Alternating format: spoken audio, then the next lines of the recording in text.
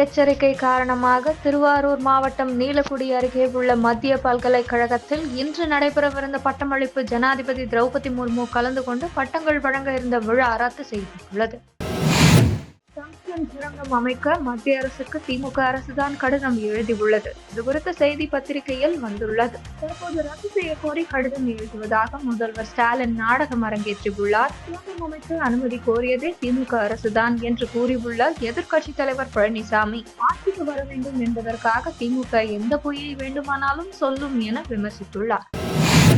திருப்பூர் மாவட்டம் பல்லடம் அருகே உள்ள சேமலை கவுண்டம்பாளையத்தில் தாய், தந்தை, மகன் என ஒரே வீட்டில் 3 பேர் கொலை செய்யப்பட்டுள்ள செய்தியை சுட்டிக்காட்டி அறிக்கை வெளியிட்டுள்ள தமிழக பாஜக தலைவர் அண்ணாமலை, தமிழகத்தில் வீடு புகுந்து கொலை செய்யும் அளவுக்கு சட்டம் ஒழுங்கு சீர்குலைந்து கிடக்கிறது. முதல்வரோ இதுகுறித்து எந்த கவலையும் இன்றி இருக்கிறார் என்று குற்றம் சாட்டியுள்ளார்.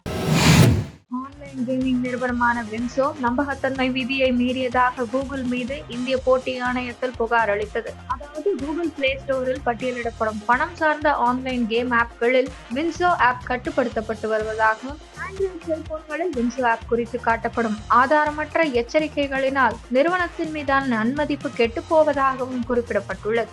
இதனால் தங்களின் நிறுவனத்திற்கு பெரும் இழப்பு ஏற்பட்டுள்ளதாக தெரிவிக்கப்பட்டுள்ளது. இந்த புகாரின் பேரில் கூகுள் நிறுவனத்தின் மீது விசாரணை நடத்த இந்திய போட்டி ஆணையம் சிசிஐ உத்தரவிட்டுள்ளது. தில்லி பிரசாந்த் விஹாரில் PVR திரையரங்கம் அருகே நேற்று முன்தினம் காலை குண்டு வெடித்தது. இதுகுறித்து போலீசார் மற்றும் NIA அதிகாரிகள் விசாரணையை தீவிரப்படுத்தியுள்ளனர். இஸ்கான் அமைப்பை தடை செய்ய கோரி வங்கதேச உயர் நீதிமன்றத்தில் தாக்கல் செய்யப்பட்ட மனு மீது நேற்று மீண்டும் விசாரணை நடந்தது. அப்போது இஸ்கான் அமைப்பு மீது அரசு இதுவரை எடுத்த நடவடிக்கைகள் குறித்த அறிக்கை தாக்கல் செய்யப்பட்டது. கிருஷ்ணதாஸ் நீதிமன்றத்தில் ஆஜர்படுத்த வந்தபோது நடந்த வன்முறை சம்பவங்கள் குறித்தும் இந்த விவகாரத்தில் 33 பேர் கைது செய்யப்பட்டுள்ளதாகவும் அரசு தரப்பில் தெரிவிக்கப்பட்டது. இதையடுத்து இஸ்கான் அமைப்புக்கு தடை விதிக்க உயர்நீதிமன்றம் மறுத்துவிட்டது. வங்கதேசத்தில் சட்டம் ஒழுங்கு மற்றும் மக்களின் உயிர்கள் மற்றும் உடைமைகளை அரசு பாதுகாப்பும் என நம்புவதாக நீதிமன்றம் தெரிவித்தது. ஆஸ்திரேலியாவில் 16 வயதுக்குட்பட்ட சிறுவர்கள் சமூக ஊடகங்களை பயன்படுத்த தடை விதிக்கும் வகையில் சட்டம் நிறைவேற்றப்பட்டுள்ளது. விதியை மீறும் நிறுவனங்களுக்கு 270 கோடி அபராதம் விதிக்கப்படும் என அறிவிக்கப்பட்டுள்ளது. வரும் ஜனவரி மாதம் 20ஆம் தேதி அமெரிக்க அதிபராக பொறுப்பேற்ற முதல் நாளில் கனடா, மெக்சிகோ, சீனா ஆகிய 3 நாடுகளில் இருந்து இறக்குமதி செய்யப்படும் பொருட்களுக்கு கூடுதல் வரி விதிப்பதற்கான ஆணையில் கையெழுத்திடுவேன் என அமெரிக்க அதிபராக தேர்வு செய்யப்பட்டுள்ள டொனால்ட் ட்ரம்ப் அறிவித்துள்ள நிலையில், மெக்சிகோ கனடாவுக்கு கூடுதல் வரி விதித்தால் உறவு பாதிக்கும் என அமெரிக்க அதிபர் ஜோ பைடன் ட்ரம்புக்கு அறிவித்துள்ளார். ரஷ்யாவின் மாஸ்கோ மற்றும் செயின்ட் பீட்டர்ஸ்பர்க் நகரங்கள் மீது உக்ரைன் படைகள் மிகப்பெரிய ட்ரோன் தாக்குதல்களை சமீபத்தில் நடத்தின.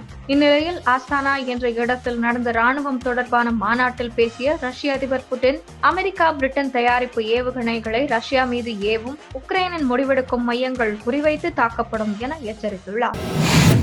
இந்திய ஒருநாள் கிரிக்கெட் போட்டிக்காக இந்திய அணிக்கு அடிடாஸ் நிறுவனம் சார்பாக புதிதாக வடிவமைக்கப்பட்டுள்ள ஜெர்சி அறிமுகம் செய்யப்பட்டுள்ளது. இந்திய மகளிர் அணியின் கேப்டன் ஹர்மன்பிரீத் கவுர் மற்றும் BCCI செயலாளர் ஜெய் ஷா இருவரும் இணைந்து ஜெர்சியை அறிமுகம் செய்து வைத்தனர்.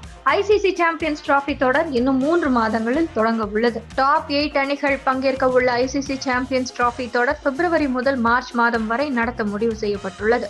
இந்த சாம்பியன்ஸ் டிராபி தொடரை பாகிஸ்தானில் நடத்த முடிவெடுக்கப்பட்டிருந்தது. ஆனால் பாகிஸ்தான் சென்று விளையாடுவதற்காக இந்திய அணி பங்கேற்குமா என்ற கேள்வி எழுந்தது. இந்த நிலையில் மத்திய அரசு இந்திய அணிக்கு பாகிஸ்தான் பயணிக்க அனுமதி அளிக்கவில்லை. இதனைத் தொடர்ந்து BCCI தரப்பில் ICC-இடம் நேரடியாக சாம்பியன்ஸ் டிராபி தொடரை ஹைபிரிட் மாடலில் நடத்த கோரிக்கை வைக்கப்பட்டது. இதன்பின் பாகிஸ்தான் கிரிக்கெட் சங்கம் சார்பில் ஹைபிரிட் மாடலில் சாம்பியன்ஸ் டிராபி நடத்த முடியாது என்று நேரடியாகவே தெரிவித்தது. இதனால் ICC-யும் சாம்பியன்ஸ் டிராபி தொடருக்கான அட்டவணையை வெளியிட முடியாமல் திணறி வருகிறது. இதற்காக ICC தரப்பில் BCCI நிர்வாகிகள் இடையே பேச்சுவார்த்தை நடத்தப்பட்டு வருவதாக கூறப்படுகிறது. இது தொடர்பாக விரைவில் முடிவெடுக்கப்படும் என தகவல் வெளியாகியுள்ளது.